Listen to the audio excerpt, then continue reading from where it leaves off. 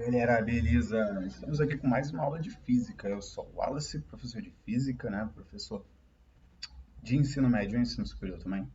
E a gente vai falar aqui agora sobre colisões, né?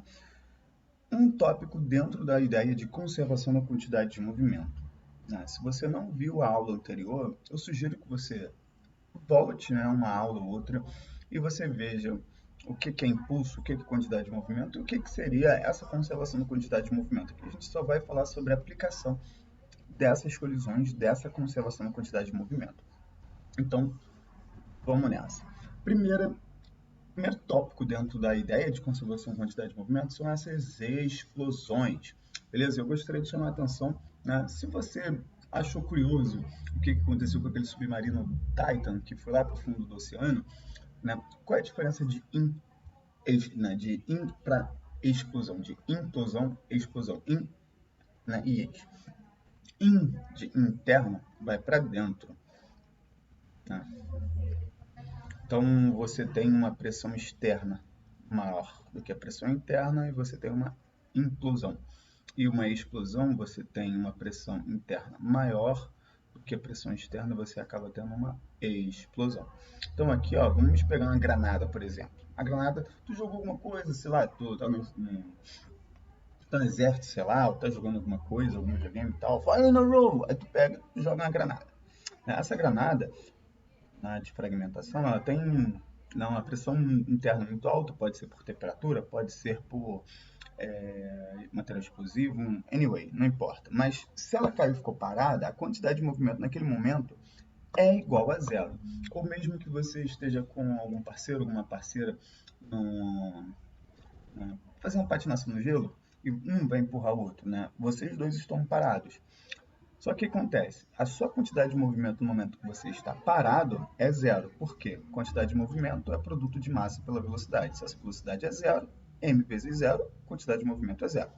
Então o que acontece? Se eu der play aqui, a gente vai dividir essa granada em dois. E o que aconteceu? A quantidade de movimento deve continuar sendo zero. Só que aí, se liga, de novo. Eu vou dividir essa granada em duas. São duas pessoas que se empurram. O que vai acontecer? Uma vai para a direita e outra vai para a esquerda. Se você notar, estava parada e se deslocou. E eu pergunto, como é que, né, a quantidade de movimento inicial é zero e a final também é zero? Como é que duas partículas que se movimentam podem me dar uma quantidade de movimento igual a zero? Você saberia responder isso? Né? Enquanto eu apago aqui, eu vou deixar você pensando. Como duas partículas se movimentando e geram uma quantidade de movimento igual a zero? Acontece porque quantidade de movimento inicial tem que ser igual à quantidade de movimento final. Né? Se você está se perguntando por que ainda a quantidade de movimento final é zero, é porque na conservação a quantidade de movimento inicial tem que ser igual à quantidade de movimento final. Então, se a inicial é zero, a final acaba tendo que ser zero. Só que no início eu tinha um pedaço. No final eu tenho dois pedaços. No início eu tinha M1, V1, só que V1 era igual a zero, tudo igual a zero.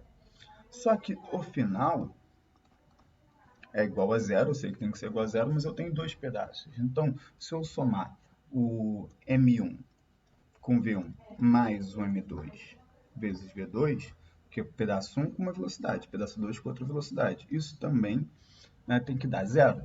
Só que o que acontece? A primeira partícula vai para a esquerda e a segunda partícula vai para a direita. Se eu considerar que o movimento da primeira partícula é para a esquerda, mas eu estou considerando que para a direita é positivo, para a esquerda é negativo. Não quer dizer que exista velocidade negativa, não quer dizer que exista distância negativa. A questão é que, como velocidade é um vetor, quantidade de movimento também é uma grandeza vetorial, significa que a minha orientação vai importar. Como assim minha orientação vai importar? Eu vou considerar tudo que for para a direita positivo, tudo que for para a esquerda negativo. Beleza?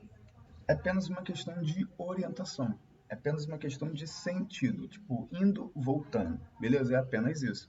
Então, se eu tenho dois pedaços iguais, né, duas metades, então massa de 1 é igual a massa de 2, a velocidade do 1 é igual à velocidade do 2. Então, eu vou basicamente multiplicar aqui vai dar um resultado, aqui vai dar mais resultado. Se eu somar isso, subtraindo disso, vai dar zero. Ou seja, M1 V1 é igual a M2 vezes V2. Pegar a visão? Então, isso já é um primeiro tópico dentro de conservação. Aí a gente tem o assunto de colisão, quando tem uma partícula aqui que vai colidir numa outra partícula aqui. Beleza? Quando a gente fala de colisões, a gente pode ter a primeira colisão, que é do tipo elástica, que é quando não há perda de energia. Beleza? E ocorrerá transferência de quantidade de movimento. Olha isso que acontece. Vamos lá. Eu tenho essa partícula aqui que ela vai entrar em movimento e vai colidir nessa. E essa está parada. Então a velocidade dessa é zero e a velocidade dessa daqui, quando entrar em movimento, vai ser diferente de zero. Essa daqui vai colidir, essa daqui vai parar. Então a partícula 1, a velocidade final dela vai ser zero. E essa daqui, que é a partícula 2, a velocidade dela vai ser diferente de zero. Então roda a vinheta. Então, colidiu, bateu, entrou em movimento e essa daqui parou. Ou seja, ocorreu aí o quê? Uma transferência da quantidade de movimento. Como eu sei qual será o valor da velocidade da segunda partícula? Para isso, eu vou ter que fazer, né, quantidade de movimento. Não houve força externa, apenas a força entre elas duas, mas não houve um terceiro corpo fazendo força entre elas. Então, a quantidade de movimento inicial tem que ser igual à quantidade de movimento final. Ou seja, a quantidade de movimento da primeira partícula é M1V1, da segunda partícula, M2V2. Wallace, mas me explica melhor isso. Pensa aqui, deixa eu apagar tudo.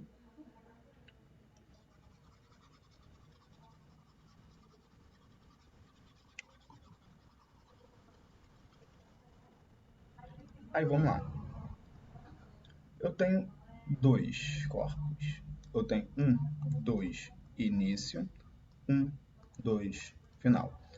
Eu tenho a quantidade de movimento inicial do primeiro, mais a quantidade de movimento inicial do segundo. Isso, quantidade de movimento inicial, sempre tem que ser igual à quantidade de movimento final. E aqui eu vou ter a quantidade de movimento do primeiro e do segundo, que vai ser final Q1 mais Q2. No início, o Q2 era zero. E aqui, ó, ocorreu uma transferência de quantidade de movimento. Isso daqui parou. Então, no final, isso daqui é zero. Então, a quantidade de movimento do primeiro, no início, tem que ser igual à quantidade de movimento do segundo no final. Do primeiro é M1V1 e do segundo M2V2. Se essas massas forem iguais, as velocidades aqui também serão iguais. Então, colisão elástica, ocorre transferência de quantidade de movimento sem perda de energia. Beleza? E um exemplo disso é o que a gente chama de pêndulo de Newton. Beleza? Eu poderia ter feito um pouquinho melhor esse pêndulo de Newton, mas ele é muito difícil de fazer. Então aqui eu trouxe apenas um bate-bate. Né? Se eu tenho aqui uma mesma altura, ao colidirem um no outro, eles vão voltar sempre à mesma altura. Beleza? Um pêndulo de Newton normal, um desce e o outro já está parado. Então ele pega e fica fazendo esse movimento aqui perpetuamente. Quando a gente fala de colisão parcialmente elástica, ocorre a conservação da quantidade de movimento, possivelmente ocorrerá transformação na transferência de quantidade de movimento, porém não haverá conservação de energia. Beleza? A parte da energia pode ser perdida na forma de calor, som, entre outros. Então, o que vai acontecer? A ideia é a mesma, só que esse cara ele pode continuar em movimento, né? Ele pode bater e continuar em movimento, como você pode ver aqui, ó. Bateu, continuou em movimento, né? E o outro entrou em movimento.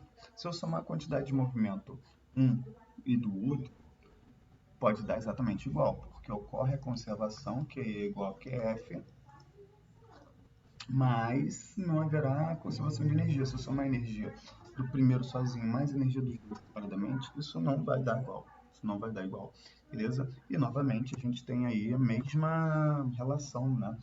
Aí, como eu tinha um corpo em movimento no início, M1, V1, e depois, no final, já tenho dois corpos entrando em movimento. Então, vai ser M1, V1 linha, mais M2, V2 linha. Isso daqui é não, inicial. E a colisão inelástica, que é o, pelo nome aqui, né, acoplamento, os dois vão se deslocar. Together, together, together, everyone. Então, eles vão estar se deslocando juntos. né, que em alguns lugares chama de colisão, né, plástica, beleza? E basicamente o que acontece? Eu tenho a partícula 1, tenho a partícula 2, ele vai colidir no segundo, e eles dois depois vão se deslocar, né, juntinhos, como você pode ver agora. Colidiu, bateu e os dois vão se deslocar together. Cara, por sorte eu coloquei os dois aqui, ó, no mesmo lugar. Aí tu colocou um sorrisinho aqui, ó. Ah, que coisinha maneira. Aí vamos lá. O que acontece? Deixa eu apagar tudo. Quando a gente fala de acoplamento, a ideia do acoplamento é que os dois vão se deslocar juntos, consequentemente com a mesma velocidade. Então vamos lá, eu tenho um sozinho. Então, primeiramente, quantidade de movimento inicial e final. Aí vamos lá, eu tenho M1. Acabou, ficou feia essa. Eu vou marcar texto novo. Coragem. Então, M1, V1. No final, o que vai acontecer? Eu tenho a massa dos dois juntos, né? Então vai ficar M1 mais M2 vezes a velocidade dos dois juntos, né? Vitor Júnior, Vinícius Júnior e tal. Aí vamos lá. Eu quero calcular a maioria das vezes essa velocidade aqui dos dois juntos. Então vou jogar ela para o outro lado. Então vai ficar M1 V1 sobre soma das massas mais M2 igual a 2J. Então esse aqui é um QI aqui, M1 V1. M1 mais 2, tá aqui. E esse daqui é o que eu quero calcular. Beleza? Gente, olha só. Espero que tenham gostado. Nossa próxima aula vai ser sobre questões, né, desses dois assuntos, então espero que curtam a próxima aula. Não deixe de assistir também. Você que assistiu até aqui e sentiu que você não entendeu muita coisa, volte na aula anterior.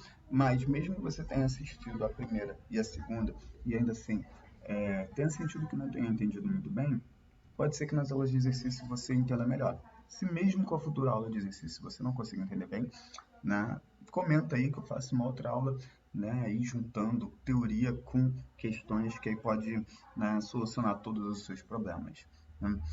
Peço que você que assistiu o vídeo até aqui comente sobre, que você não deixe de me seguir e até breve. Obrigado.